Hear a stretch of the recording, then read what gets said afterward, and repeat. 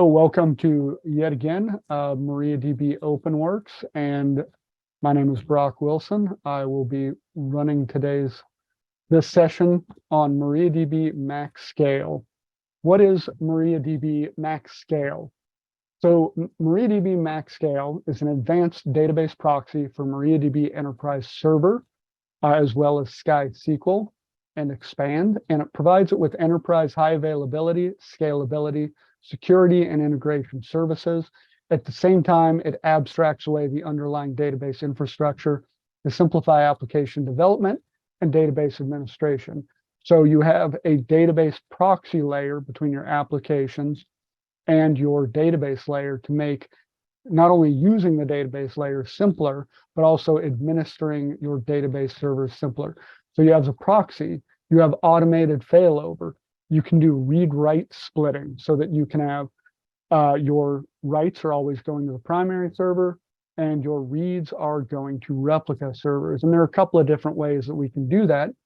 For example, they can be split by statements on one connection, or you have the read connection router where the reads and writes go to different ports. And this would be more like old-fashioned read-write splitting with a database cluster. You also have other features like a binary log router, so you can replicate data that way.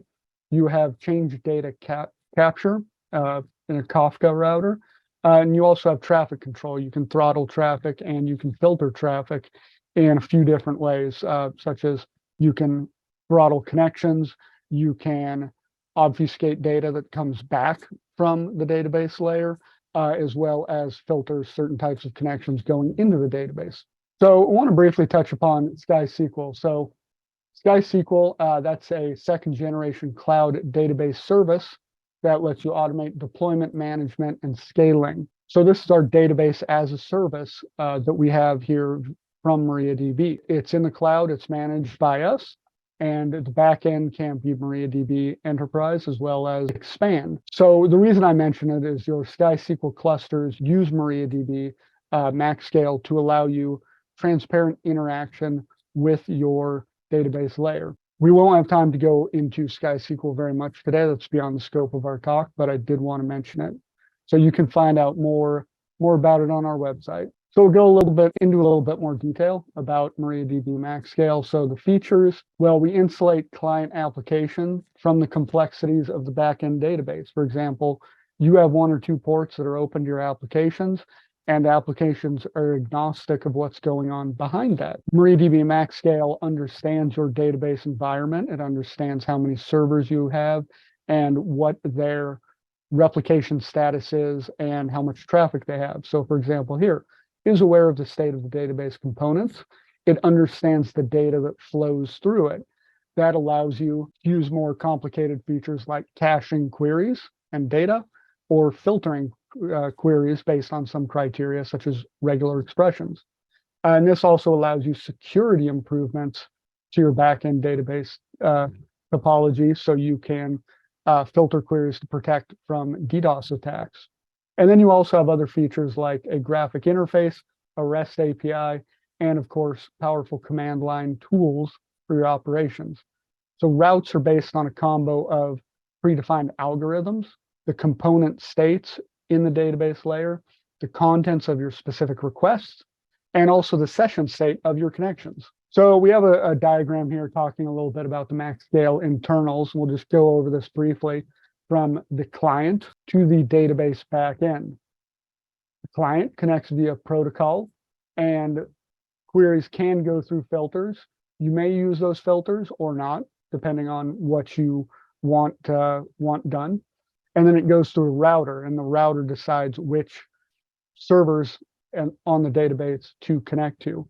And of course, the monitor checks on the backend health and status, and that will update the server state that is in MaxScale. MaxScale is always aware of the server state of your backend.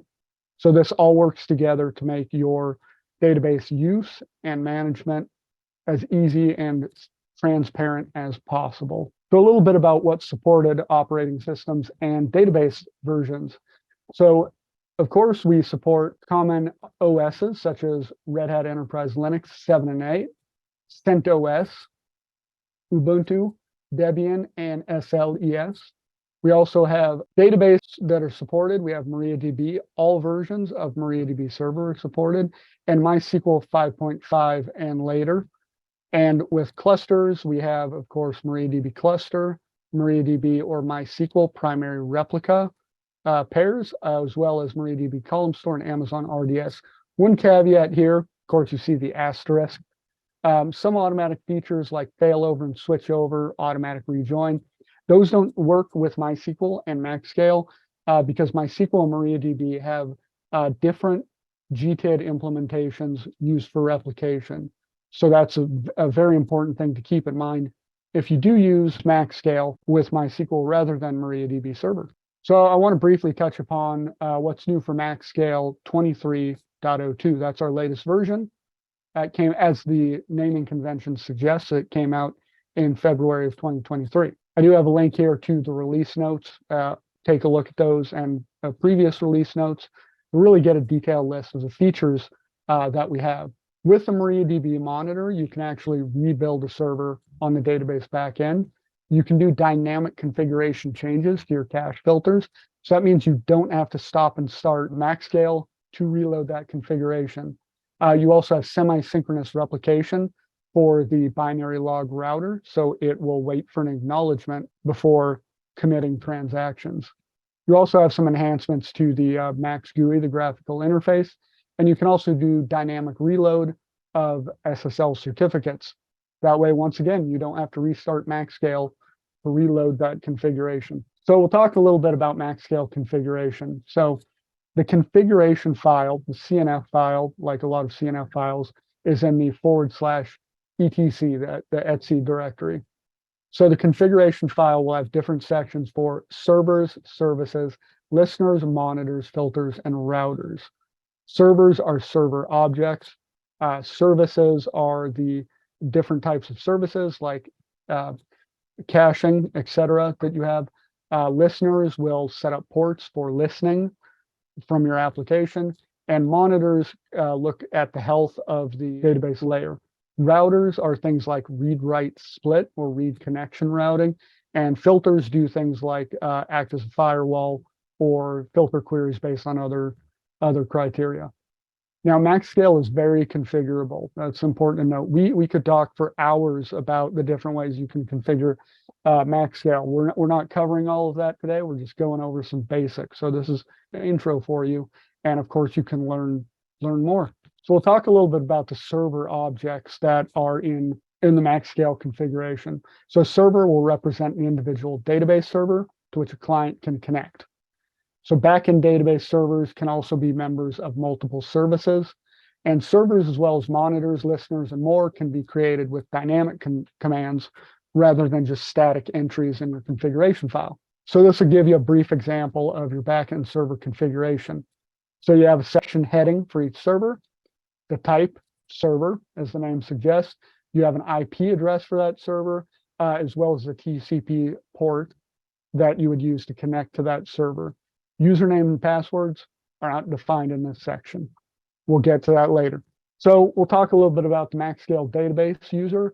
You need a MaxScale user on each specific database server. And this will verify requests and perform the management tasks and admin tasks that MaxScale does. The database user host needs to be set to the MaxScale server's address. So for example, here it says, grant select on mysql.user to maxuser at MaxScale host. That would be the IP address of your MaxScale node. So this shows you the various grants that you need for your MaxScale admin user. Doesn't need to be named max_user. You can name it something else. So here's a sample configuration. And once again, the configuration file is etc maxscale.cnf. You have your server object, the type, the address, a port, and it talks about the protocol that you're using, MariaDB backend, because it's a MariaDB server, rather than say an expand cluster or a Galera cluster. Your MariaDB monitor that will monitor the health of the backend the backend database layer. The type is monitor. The module here is MariaDB Mon. Servers, this would generally list 2 or more servers. This is where you have the user information for the admin user. Those can be encrypted, by the way. They don't have to be stored in plain text. And then here we have a read-write service. So the router is the read-write split router. Now what that does is that will split your traffic based on the type of statement. It could be write statements will go to your primary server and read statements will go to your replica server. And this is all connected. The listener is on one port, 4006 in this case. And that way you can just have one connection for your application, and MaxScale intelligently parses the statements and send them to the correct server. So you're not sending write requests to your replicas. So we'll talk a little bit about the MaxScale GUI configuration. Most of these configuration options will be fairly self-explanatory, like admin enabled, the admin auth is enabled, the host, the admin port, the default is 8989, and also the GUI is enabled. To use the GUI, you do need to set up SSL keys and certs as shown here. These are the default locations.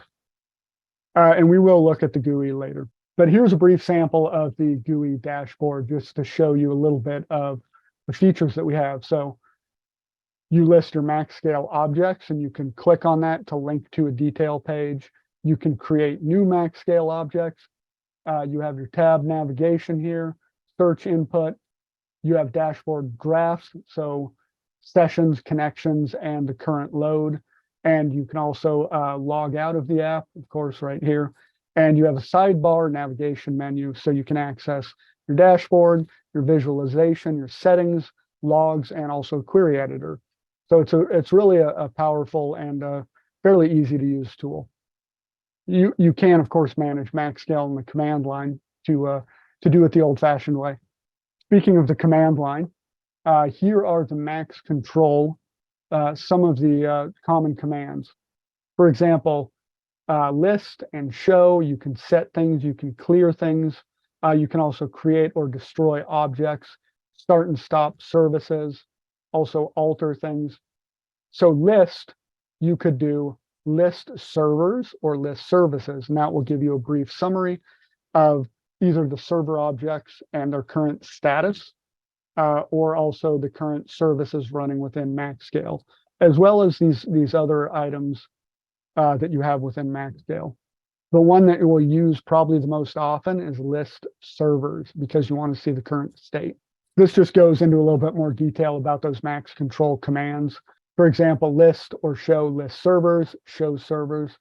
Show goes into more detail than list. And I think we have an example of that here. So show server will show the details of a server. So show server and then a server name gives you detail like the name, the address, the port, the current state. This is the master server and it's running. Last event, the server is up. And when that event was triggered, also the services and monitors linked with that server.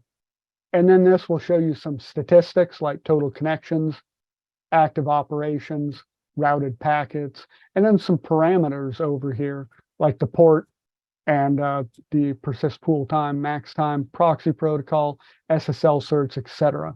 So listing services, this will get a list of the services running. So here, list services shows you read con route running on servers 1 and 2 respectively.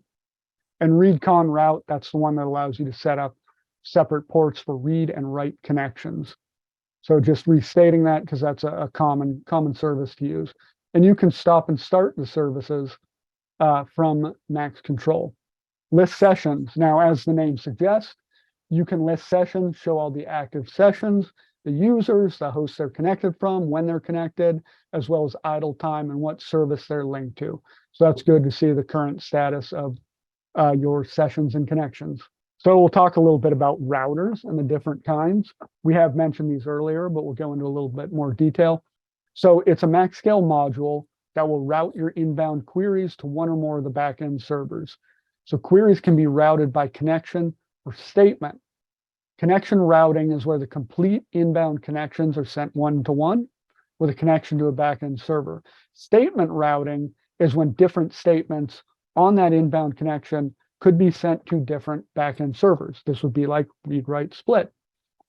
So some of these routers include read-con route that we mentioned, read, write, split, the binary log router, Kafka CDC, schema router, where you can route connections based on what database the connection is going to. So we'll talk a little bit about the read-con router. So this gives a load balancing in a cluster, and there's only one option, that's router options. So you can use the master to name a server in a cluster as your primary server. You can also name servers specifically as replicas. Synced would be used with Galera cluster, so checking that nodes are in a synchronized state, and also running. It's to verify that a server is running before MaxScale connects to it. So read-write split, this is a nice feature. This divides your read-only queries amongst multiple nodes while sending the write queries to a single node, the primary node, your writing node. So here, the router you would set to read-write split, and then you have a specific router option here. In this case, it is the sample of slave selection criteria. This is the basis of how a router chooses replicas and balances the loads. So it would select whatever replica server has the least current operations. And you have many other options here, like the maximum number of replicas allowed to simultaneously for a router session, check for replication logs, so the number of seconds a replica may be behind the primary before it's removed from routing. So if it gets too far behind on replication, that server's taken out of rotation. And you can read these other here as well. So like master failure node, so the reaction to the primary server failing. So it might fail instantly or look for fail on a write or an error on a write. So we'll talk a little bit about that parameter we mentioned earlier. So the slave selection criteria, this parameter controls how the router chooses a reading node for a query and how it will balance that traffic. So for example, least global connections. So it looks for the replica with the least number of connections, and then it will send queries to that. Least behind masters. So the replica with the least replication lag. The default is least current operation. So whichever replica node is the least active operation. So whatever one is not busy. And then adaptive routing, it will base on the server average response time. So we'll talk a little bit about read-write split and causal reads. So this aims at resolving the problem with reads that come immediately after write, and this may return an inconsistent data with asynchronous replication. So there are two main modes of operation. So there's the global mode, which will use the latest known GTID, and it will wait for a replica to replicate, so wait for it to be caught up. And fast mode routes queries to the primary if no up-to-date replica is found. So this helps prevent inconsistent data. And so if your application is not tolerant of inconsistent or stale data, this is a great feature to use. All right, we'll talk a little bit about filters. You've got different types of filters. They may modify, block, or log a request as it passes through MaxScale, either to the database or from the database. And these may be built into chains, and they may duplicate requests. So the ones in gray, those will filter data coming from the database layer back through MaxScale to your application. For example, data masking. You may want to mask sensitive data and prevent the application from seeing it. Maybe you want it in the database, but you don't necessarily want everybody to be able to read it. The green filters, that filters queries going into the database. So caching, as the name implies, would be query caching. You also can use regex to modify queries on the fly based on regex criteria that you set. You can throttle queries, and also you can key queries. So we'll talk a little bit about high availability. So this is one of the, in my opinion, one of the best features of MaxScale. It allows you database high availability and takes a lot of steps out of it that in the old days you would have to do manually to do failovers and switchovers. And that means less room for human error and just less headaches in general. and hopefully less time answering on-call pages. So you can minimize database service downtime for your clients and promote a self-healing cluster. So if you have MariaDB primary and replica clusters, you have automatic failover. So election and promotion of a replica by MaxScale when your primary fails. You have options to continue routing read queries to a replica during failover. And you also have failover and switchover interface. For those not familiar, switchover is when you do these things manually or are planned. For example, you're doing maintenance on your cluster, whereas failover is if something is unplanned, a server has a hardware problem or some other type of issue. And then you can also use this with a Galera cluster. So Galera generally handles node failure on its own. It evicts that node and uses the other, whereas MaxScale will continue routing both read and write queries through the nodes that are in service. All right, so we'll go here. The primary fails. MaxScale will elect a new primary based on certain criteria that is configured in there. For example, which one is the most caught up on replication. MaxScale will promote that candidate as the new primary, and MaxScale will instruct the rest of the replicas to use that new primary via the change master command that is used to change replication status. So a little bit on the failover configuration. So this would be set in the MariaDB monitor in your configuration file. So the key ones here are you have some timeout connections, for example, on reads and writes. The master conditions would be you want a replica that's connected and running. Of course, that might seem obvious, but you want to set those so that you have a healthy server that can be promoted to the primary. Auto failover can be set so that if your primary goes down, failover happens automatically. And also auto rejoin. So when that server, if it comes back up, it tries to rejoin the cluster as a replica. And then, of course, you have timeouts, how long MaxScale will wait when it attempts to switch over or failover before you get an error. So a couple of automatic failover options here. You have connection migration. So MaxScale will migrate the connection to the new primary. Session restore, that's where it will restore the session to its previous state on the new primary.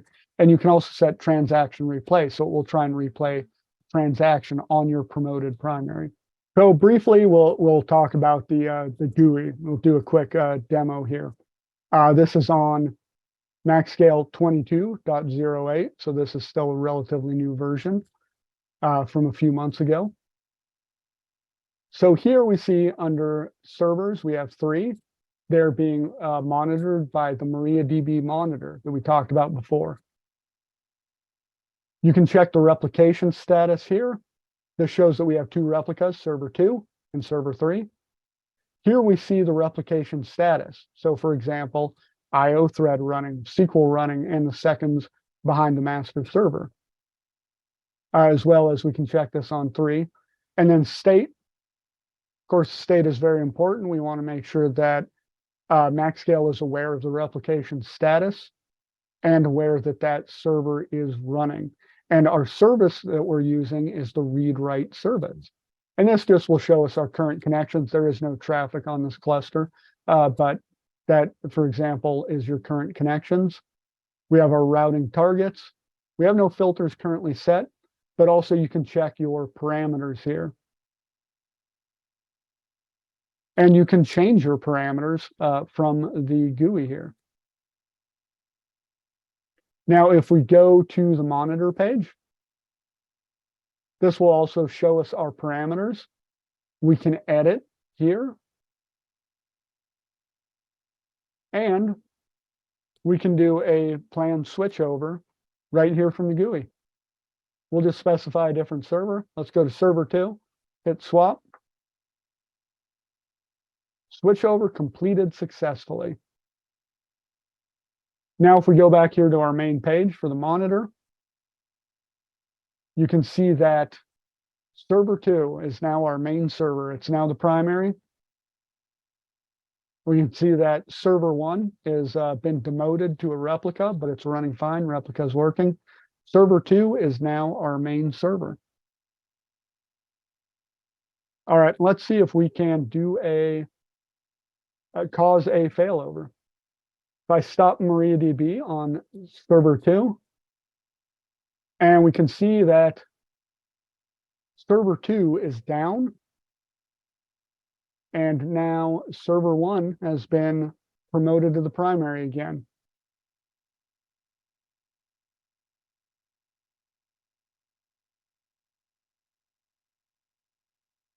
And when I brought server 2 back up, it rejoined the cluster as a replica server. So there you go. That is the GUI. All right. And so we'll just briefly talk about some next steps to learn a little bit more. So there are some other OpenWorks sessions that you can watch live. So for example, everything you ever wanted to know about replication, but were afraid to ask. So that would tie in quite well with this.